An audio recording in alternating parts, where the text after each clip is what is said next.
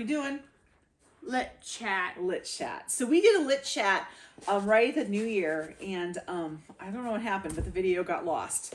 I kept trying for 2 weeks to post it, and then it just disappeared on me.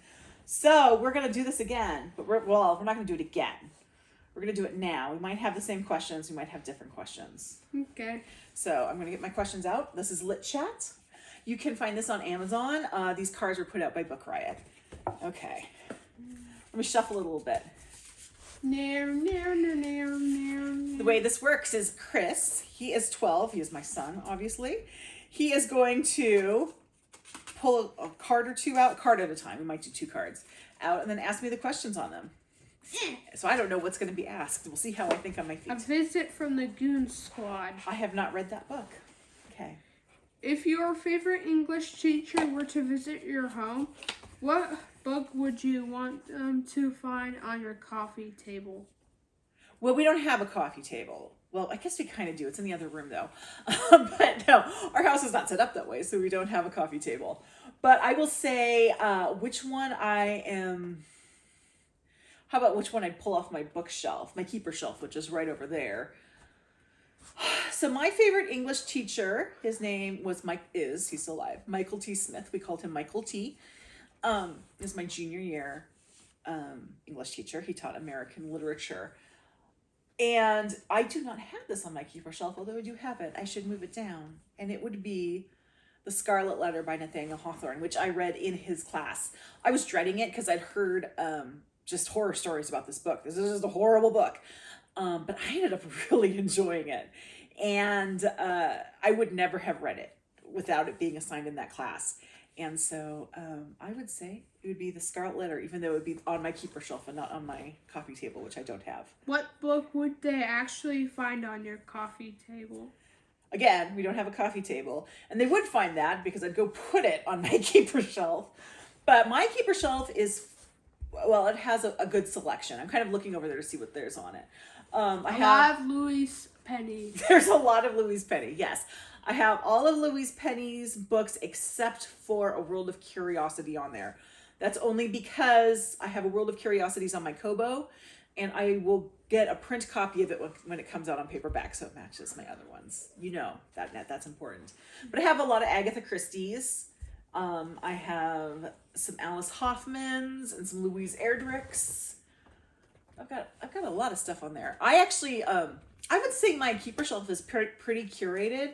I was trying to explain this to my husband, why I should have a shelf down where people can see it, is because that particular shelf is a reflection of who I am. So yeah, they would see a lot of Louise Penny, a lot of Agatha Christie, and some other stuff. So should we do another one? Yes. Okay. Okay, put that over there. I'm shuffling up the cards again. Hey, choose a card. To Kill a Mockingbird. Before he reads this question, we had a little To Kill a Mockingbird discussion last night. We were playing Heads Up Avengers, and one of the clues was Mockingbird. So I said it when someone else had it. To kill a, and they got Mockingbird. But then I got it. They kept saying, how do you kill a? And I couldn't figure out what they were talking about. And then they said, how could you not know that? I'm like, because you didn't get the title right. That's how I didn't know that. To Kill a Mockingbird. Okay. What current popular book or series will be read for generations to come? What makes you think so? Okay, so we were just talking about Louise Penny. I do really feel that the Gamache series, it is Gamache. That's how Louise Penny pronounces it. The Gamache series will carry on for a long time. And it's interesting because I have both Agatha Christie and Louise Penny on that shelf. And I really kind of see, how Louise Penny is, following the path of Agatha Christie. So I think that's really interesting to see two different generations showing there. But I have confidence that the Gamache series is going to be around for quite some time. The other one that's on my keeper shelf that I think is really going to be considered a classic, although I know a lot of people have, this author doesn't work for everybody, but she does work for me, and that's The Sentence by Louise Erdrich. And the reason I say that one specifically, because any of her books I think could become a classic, but I'm going to say that one specifically, is because that is a contemporary account of a specific period in time that was very eventful in our history. So I think that one will, because that's almost like a primary source for history. So I think that one will stay around as well. Is there a popular book or series that will be unknown in 20 years, sadly or rightfully so? Will it be unknown in 20 years? Mm-hmm. God, I hope it's anything by Colleen Hoover. there are, so I did a video last week because it was a little spicy, and it's like authors I will not read. And on there, I made a promise that there was an author I would never mention again. So I definitely think anything by that particular author, and if you want to know who it is, you need to go watch that video. I will tag it down below, or maybe if I remember, I'll put a card up. I can't always remember that I'll do that. So there's that. But Colleen Hoover, I just think, put that over there.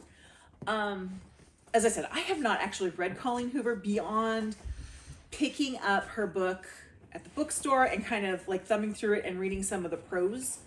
I don't think she's a very good writer. I'm gonna be honest. I don't think that she has the writing chops to become a classic. And from what people have told me about her books, it's basically a lot of trauma porn. So I'm gonna say, yeah, Colleen Hoover. And I will say she's kind of in this, like, there are these books that are really popular and then they're replaced by something else. So, I remember, 15 years ago, the Twilight books were really popular. And then they were kind of replaced. And now it's like Colleen Hoover. So I think that she's just kind of in a long line of those that will be replaced at some point. So yeah, I do hope it's Colleen Hoover. Since we didn't do last week, do you want to do one more? Should you do one more? One more! One more. Because those are really easy questions. You haven't stumped me yet. I haven't had to stuck. Okay, what's this one? Kindred. Ooh, that's a good book. Although I have to say, I tried to watch the adaptation of Kindred. It's weird. Like, I just was watching it, and I'm okay with them putting it in the present day, and I'm okay with some of the plot changes they kind of made. Like, instead of being married to Kevin, she just met him. I mean, I'm okay with that, but there's just something about the feel of that book, that feel of that adaptation, that just felt wrong to me. And I didn't get past like the second or third episode. So, but I love the book. That's on my keeper shelf. Have you ever been part of a book club? What made you decide to join? What's a good experience? Oh my goodness, we got the book club question. I love book clubs. I've been a part of many book clubs. I have started a book club, which is still going. In fact, we are having, it might just be me and one other person, but we're having a little meetup tonight on Zoom. And I've done read-alongs. I love book clubs. I like to be able to read and then process and discuss what I have read. In fact, I recently read There's No Such Thing as an Easy Job. I can't even tell you who the author was, by a Japanese author. And I remember finishing that book and thinking, I wish I had read this as part of a book club, because I need to figure out what this is about and I need to be able to have that discussion. So I love book clubs. I am all for book clubs. I think they're wonderful. And I think that Zoom has really made book clubs more accessible. So, for example, the book club that I started were called Marginals and Margaritas, although margaritas have yet to play a part in it. But we read marginalized authors. We've only ever met on Zoom, and that started because we started the club during the pandemic. And even though we're all relatively local, we're in the Portland area, but that's still kind of a large area. We still meet on Zoom because it's just so much more convenient. Plus, I think if you want to have the kind of book club where you actually discuss the book, and I understand there are book clubs where you all read a book and then you come and you drink wine and you just talk about whatever. If that's your jam, wonderful. There's definitely a place for those. But this particular book is one where you want to this club is a club where you want to discuss the book. I think doing it on Zoom makes it so much better because it's so much easier to streamline the conversation. I'm not saying that I'm not saying I want every book club that I do on Zoom, although I just realized that every book club that I am doing right now is on Zoom. But I'm not against an in-person book club. But I love book clubs. Okay, what's the next one? Describe your ideal book club. Who would invite to join, dead or alive? What kinds of books would you read? Oh, so I would say right now, my Marginals and Margaritas book club is my ideal book club because it started with a couple friends and I, and then we kind of blossomed out. I invited some people, she invited some people, so there's people I don't know very well and people I do know well. I'd be open to having more people as a part of it. So because we're not that big, but I think you'd want to like cap out at like no more than like 10 people at a meeting, because it can get too big. As for someone dead or alive, Agatha Christie. I don't know if Agatha Christie would do well in a marginalized authors book club. She was not known for being especially open-minded about people who were unlike herself. Louise Penny? Oh, yeah, she might. I don't know who I would. No, I take that back. I know exactly who I want in my book club. I want Barack Obama in my book club. Yeah! A, he's awesome. And B, he has great taste in books. I always look forward to his list that comes out of his like favorite books of the year. I've only disagreed with him once, which was Fates and Furies by Lauren Groff, because I hated that book. But I mean, he's a deep thinker. He's a great conversationalist, even if he talks slow. So that's who I would have at my book club. Yeah. Was there anything else on that? No. Okay. That's all we're going to do now. And we're going to start doing our Lit Chats once a month. This was supposed to be like the first Thursday in the month, but issues happened. Oh, but we didn't talk about what you're reading. What are you reading? I finished Storm Runners. You finished Storm Runners. He was reading a book called Storm Runners at school, so he finished that. What else are you reading?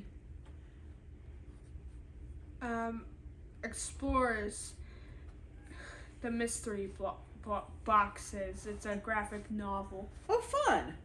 And you're reading something with your dad. What are you reading with your dad? D&D book. Yes, it's a D&D book called Crystal Shard? Yeah. Yes, the Crystal Shard. I am apparently supposed to be doing D&D tonight with him. I don't know how to play D&D. I'll teach you. I'm a little nervous about this, but apparently this is a thing that's happening tonight. So, anyway, thank you for hanging out with us for a little bit. If you like this video, please like and share. And if you stay through to the end of the video or look down in the comment box below, you can see everywhere where you can find me on social media. Thank you very much. And we will see, well, you'll see him next month in February. But I'll see you in the next video. Goodbye.